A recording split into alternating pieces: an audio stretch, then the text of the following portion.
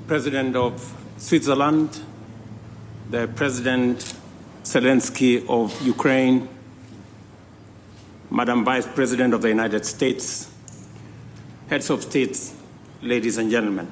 79 years after the international community established a multilateral institutional framework to save succeeding generations from the scourge of war, Russia's invasion of Ukraine has been a horrifying spectacle of carnage and devastation, which has left 500,000 people dead and 7.1 million people displaced in its wake. Across the world, people and nations are enduring the negative consequences of disrupted supply chains.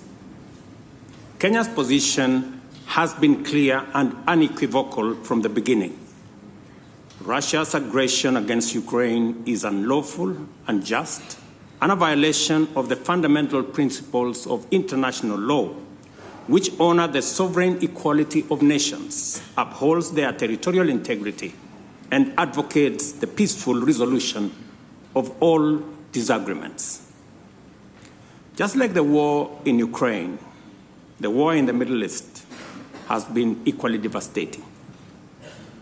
So is the case with the war in the Sahel region in Africa, in Eastern DRC, in Somalia, in the Horn of Africa, and of course in the Sudan.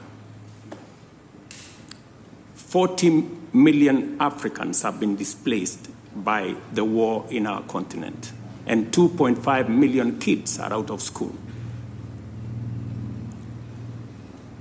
This state of affairs speaks volumes of global leadership, and especially the peace architecture at the United Nations, and more specifically, the gridlock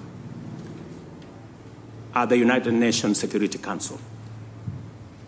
Today, a farmer in Kenya, in rural Kenya actually, knows there is war in Ukraine for two reasons. Number one, he paid more for his fertilizer, and number two, his fertilizer came late